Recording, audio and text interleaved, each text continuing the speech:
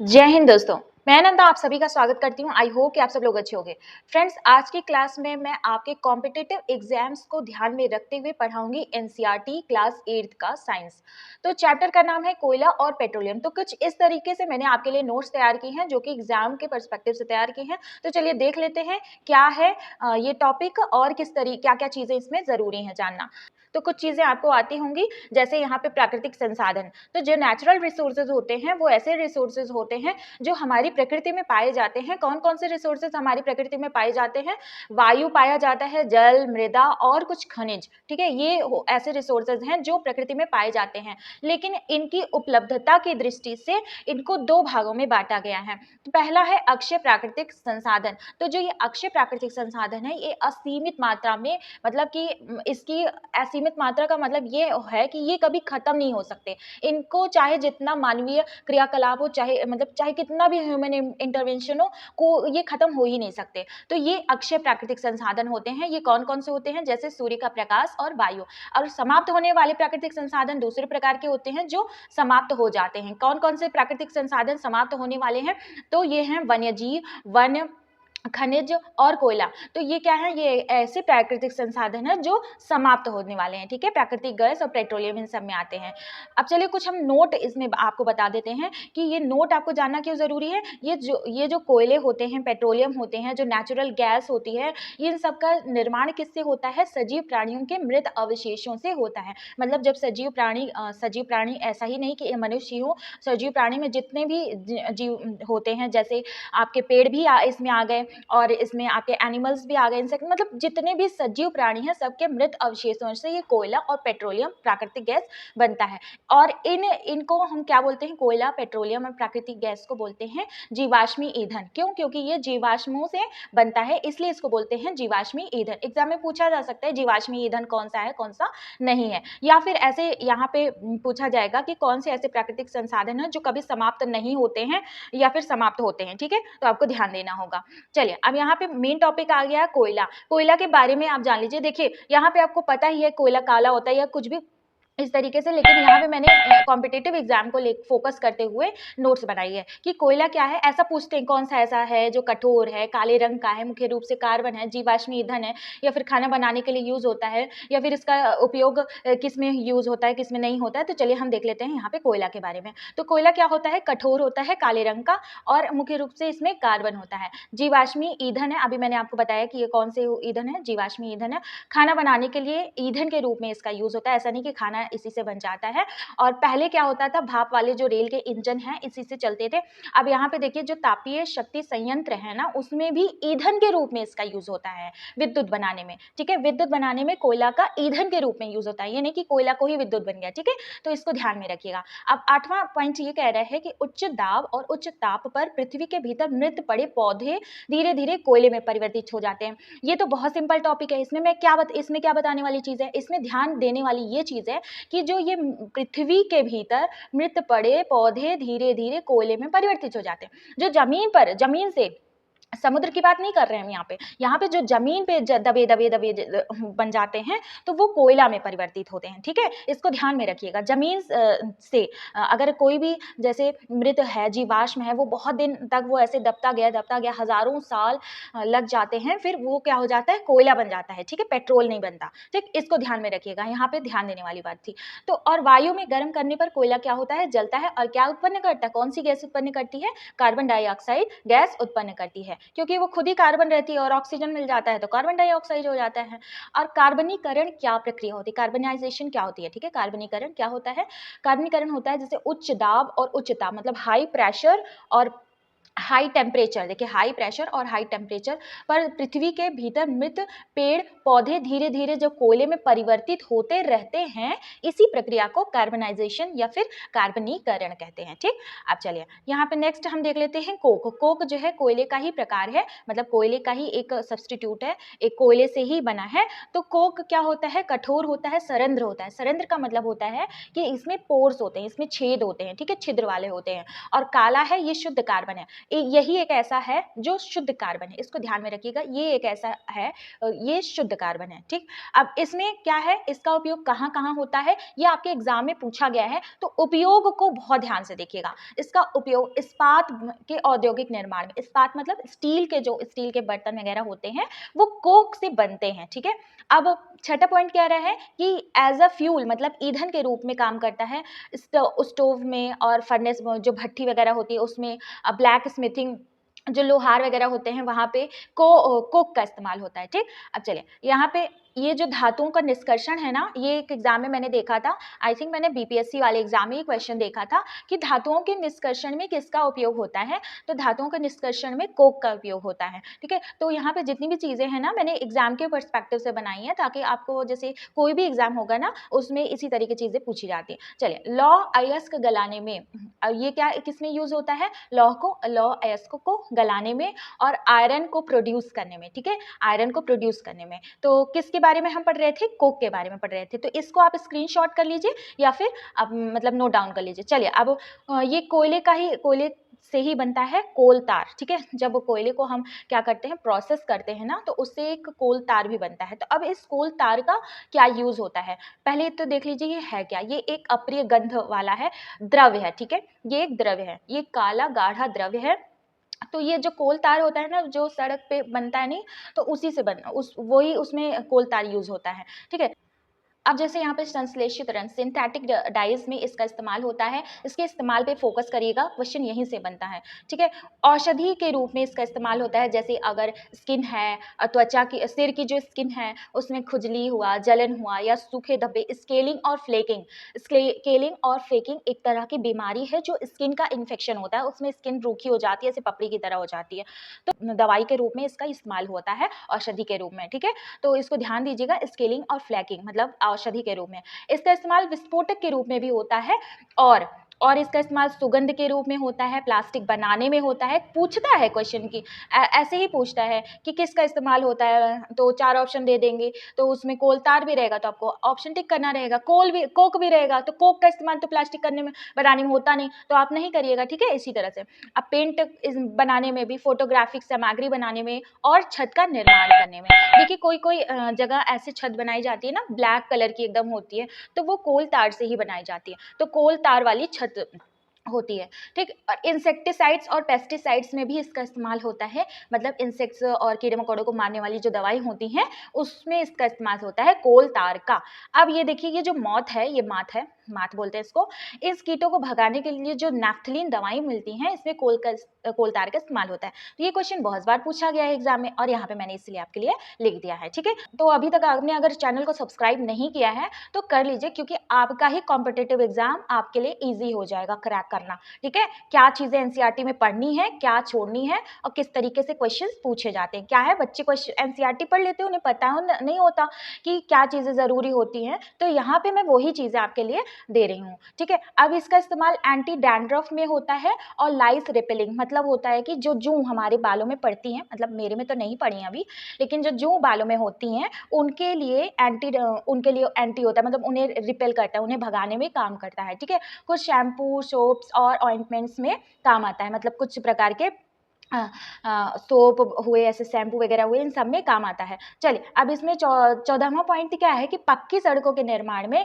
कोल तार के स्थान पर पेट्रोलियम उत्पादक बिटुमेन का उपयोग किया जा रहा है। आजकल क्या हो रहा है कि जो ये पक्की सड़क बनाई जा रही है उसमें पेट्रोलियम का एक और उत्पादक होता है, बिटुमेन। ठीक है, बिटुमेन, तो उसका इस्तेमाल आजकल ज्यादा प्रचलन में चल गया है। ठीक है, ये एनसीईआरटी में दिया था। ठीक, ऐसा हम नहीं है कि हम अपने मन से यहाँ पे कुछ लिखे हैं, यहाँ सारा चीजें वही हैं जो एनसीईआरटी में दी गई हैं। अब पढ़ना कैसे है वो मैं यहाँ पे आपको दिखा रही हूँ। कोयला गैस, अब कोयला गैस कैसे बनती है, कोक बनाते समय कोयला गैस मिलती है, तो जब कोल से जब कोक बनता है तो कोयला गैस प्रोड्यूस होती है। ठीक है, इसका उपयोग भी हम ईंधन के रूप में करते हैं, फ्यूल के रूप में करते हैं। तो पहले के जमाने में क्या होता था, इस कोल जो गैस है, ये कोल गैस है ना, इसका इस्तेमाल सड़कों की जो रोशनी होती है, सड़कों पे जो लाइट लगी होती है उसमें इस्तेमाल होता था।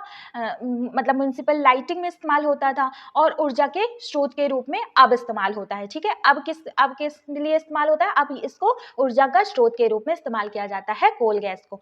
इलेक्ट्रिसिटी जनरेशन में इसका इस्तेमाल किया जाता है। अब यहाँ पे एक चीज और ध्यान लीजिए कि जो फीड स्टॉक होते हैं, जो मतलब कि पशु आहार होते हैं, उसमें इसका इस्तेमाल होता है कोल गैस का। अब कैसे इस्तेमाल होता है वो तो फैक्ट्री वाले जाने, बस मुझे इतना पता है कि इसका इस्तेमाल करके कुछ प्रोटीन वगैरह बनाया जाता है। ठीक, अब चलिए बात आ जाती है पेट्रोलियम की। पेट्रोलियम भी इंपॉर्टेंट है। तो पेट्रा मतलब होता है चट्टान, ओलियम मतलब होता है तेल। ठीक, इसका निर्माण समुद्र में रहने वाले जीवों से होता है। देखिए, एक एग्जाम था, उसमें पूछा था कि किसका निर्माण, पेट्रोल का निर्माण कैसे होता है? समुद्र में रहने वाले जीवों से होता है, स्थल पे रहने वाले जीवों से होता है। तो किससे होता है? समुद्र में रहने वाले जीवों से होता है। और जो कोयला था उसका इस्तेमाल उसका मतलब वो कैसे बनता था, उसका निर्माण कैसे होता था? वो स्थल में रहने वाले जीवों से उसका निर्माण होता था। ठीक है, अब पेट्रोलियम का यूज मोटरसाइकिल, स्कूटरों आदि जगहों पे होता है। ठीक है, अब यहाँ पे देखिए, भारी मोटर वाहनों जैसे ट्रकों, ट्रैक्टरों, इन सब जगह किसका इस्तेमाल होता है? डीजल का इस्तेमाल होता है। अब ये एनसीईआरटी में आपके कुछ दिया हुआ था, चलिए हम इसको देख लेते हैं। विश्व का जो पहला तेल का कुआं था वो कहाँ मिला था? पेंसिल्वेनिया में। पेंसिल्वेनिया में विश्व का पहला कुआं मिला था, ये है अमेरिका में। और उसके 8 साल बाद हमारे असम के माकुम नामक स्थान पर सबसे पहले तेल के कुएं का पता चला था। और अब भारत में तेल के कुएं कहाँ कहाँ पे हैं? असम में है, गुजरात में है, बॉम्बे हाई में है। ध्यान से देखिएगा, वहाँ पे कुछ ऑप्शंस दे देंगे कहाँ कहाँ है, कहाँ कहाँ नहीं है।